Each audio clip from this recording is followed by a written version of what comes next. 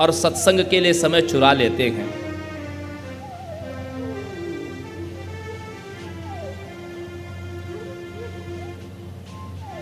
बुद्धिमान किसको कहा जाता है?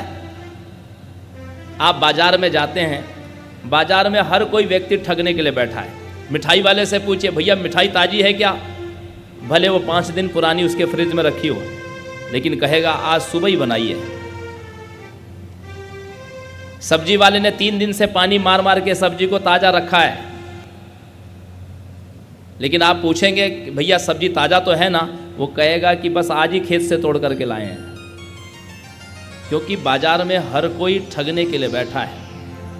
लेकिन जो बुद्धिमान होता है वो मिठाई को भी टेस्ट कर लेता है। वो कहता है नहीं नहीं, ये रहने तो लड्डू ही दे दो बस, आप खोए की मिठाई आपकी ठीक नहीं है, छेना आपका गंध दे रहा है। सब्जी वाला जब तोलने लगता है तो माताएं कहती है रुको रुको हम छांटेंगे, और अपने मर्जी से वो बैंगन आलू गोभी छांट लेते हैं। उसी प्रकार जो व्यक्ति कुशल है, बुद्धिमान है जगत में, वो जान जाता है कि चारों ओर से कलिकाल मुझे ठगने के लिए बैठा हुआ है, वो मेरा समय नष्ट करना चाहता है। जगत के इतने सारे व्यवहार कलिकाल आपके समय सामने उपस्थित कर देगा कि आप चाह कर के पूजा पाठ सत्संग नहीं कर पाएंगे। आपसे पूछता हूं, बताइए, जिस समय आप माला उठाती हैं अपना मंत्र जप करने के लिए, उसी समय आपको सबसे जरूरी काम याद आता है कि नहीं आता है? उसी समय आपकी फोन की घंटी बजती है कि नहीं बजती है? जिस समय आप सत्संग की ओर, भगवान की ओर प्रवृत्त होते हैं, उसी समय आपको सबसे आवश्यक काम, ऐसे अनिवार्य काम याद आते हैं और उपस्थित हो जाते हैं कि लगता है कि अब माला छोड़ना पड़ेगा। लेकिन जो कुशल होता है ना, उसको मालूम है ये तो रोज की स्थिति है। वो जब पूजा करने बैठता है तो फोन को स्विच ऑफ कर देता है। वो पूजा करने का समय ऐसा चुनता है कि जिस समय सारे लोग सो रहे होते हैं, कोई डिस्टर्ब करने वाला नहीं होता है, उस समय ही वो समय को चुनता है। जो बुद्धिमान होता है वो जानता है कि इस समय मुझसे कोई चाय नहीं मांगेगा, कोई नाश्ता नहीं मांगेगा, इसलिए 5 बजे उठ के वो पूजा कर लेता है।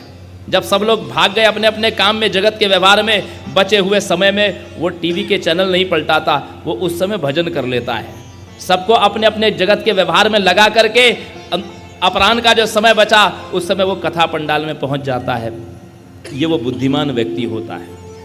यही उसकी बुद्धिमत्ता है, यही उसका विवेक है। लेकिन व्यक्ति को आश्रय किनका लेना चाहिए? मनुस्मृति कहती है तर्को प्रतिष्ठा श्रुतयो विभिन्नः नैको ऋषिर्यस्य मतः प्रमाणम धर्मस्य तत्वं निहितो गुहायाम महाजनो येन गता सपंतः। संसार में आप तर्क वितर्क करिए, उसकी कोई स्थिति नहीं है। अप्रतिष्ठा। और बहुत सारे शास्त्र भी हैं। आप लाइब्रेरी में जाइए तो लाखों लाखों पुस्तकें हैं।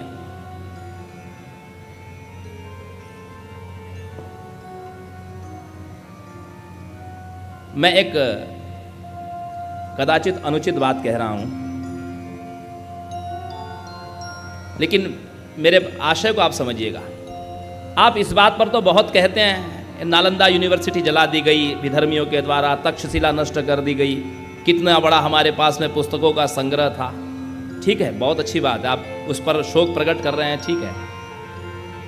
लेकिन भागवत तो नहीं जली, देवी भागवत तो नहीं जली, 4 वेद तो हैं। आप ऐसी चीजों के लिए रो रहे हैं, शोक प्रकट कर रहे हैं, जिनकी तरफ आपकी बढ़ने की कोई प्रवृत्ति थी ही नहीं। और जो आपको मोक्ष मुक्ति देने में समर्थ है, उन ग्रंथों से तो अभी भी आप दूर ही हैं।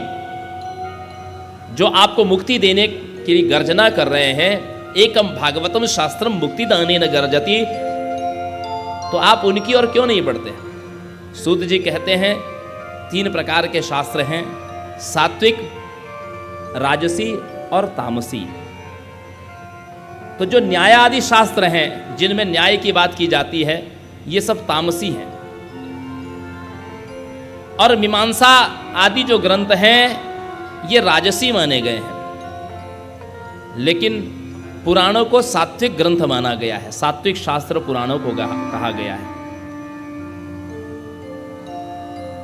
तमोगुण में नाश की ही संभावना है और दूसरी संभावना नहीं है। रजोगुण में कदाचित आपका भला भी हो सकता है और बुरा भी हो सकता है, लेकिन सात्विक शास्त्र में आपका कल्याण ही होगा। इसीलिए तो कहा गया देवी भागवत के संदर्भ में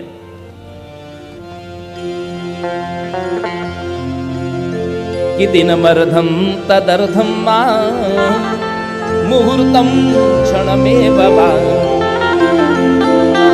ये शृण्वन्ति नरा भक्त्या न तेषां दुर्गतिं क्वचित्।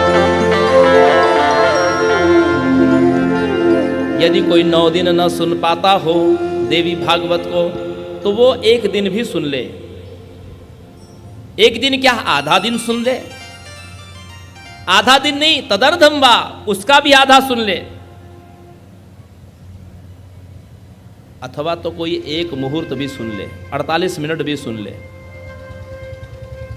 48 मिनट भी नहीं सुन सकते, मुहूर्तम क्षणमेव वा।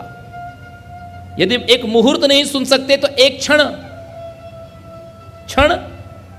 12 मिनट, 12 मिनट भी कोई श्रद्धा से सुन ले। ऐसे नहीं कि सुनना है मतलब बैठ गए और सुन लिया और चले गए। ये शृण्वन्ति नरा भक्त्या, भक्ति से सुने। न तेषां दुर्गतिम क्वचित्, उसकी दुर्गति नहीं होगी। दुर्गति का अर्थ क्या है? दुर्गति का अर्थ है कि वो उसको कभी नरक का दर्शन नहीं करना पड़ेगा, वो कभी नरक का दर्शन नहीं करेगा।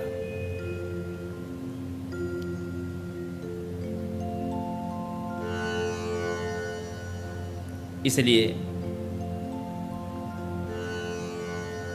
दिक्सुतां पिबतां सूत मुक्तिर्नैव कदाचन पिबन भागवतं सद्यो नरो मुच्येत संकटात्।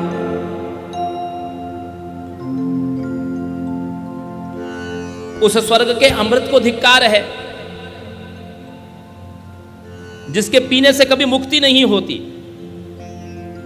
अमृत पीने वाले की कभी मुक्ति नहीं होती, केवल वो अजर अमर होगा।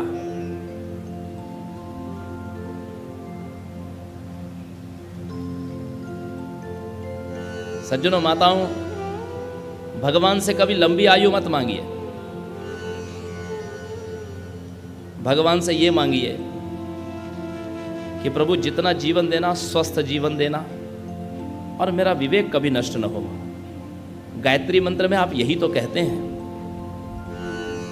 हे प्राण स्वरूप भगवान,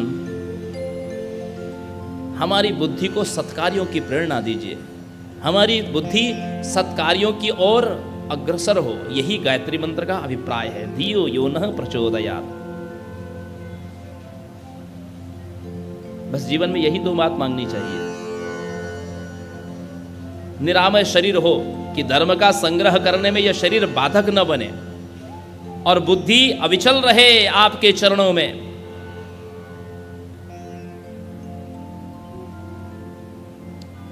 एक संसार के प्रलोभन हमें विचलित न करे। वृत्रासुर ने भगवान से बड़ी सुंदर बात मांगी। श्रीमद् भागवत के 6वें स्कंद में कथा आती है।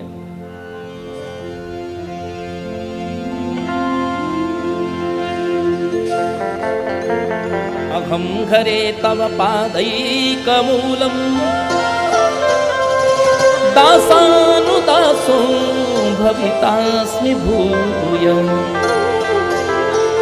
मनः स्मरेतासु पतेर्गुणास्ते गृणीत्वा कर्म करोतु काघम्। प्रभु जन्म ऐसा दीजिए कि मैं आपका दास बनूं, आपका भक्त बनूं। नहीं नहीं, बोले आपके दासों का दास बनूं, दासानुदास हो।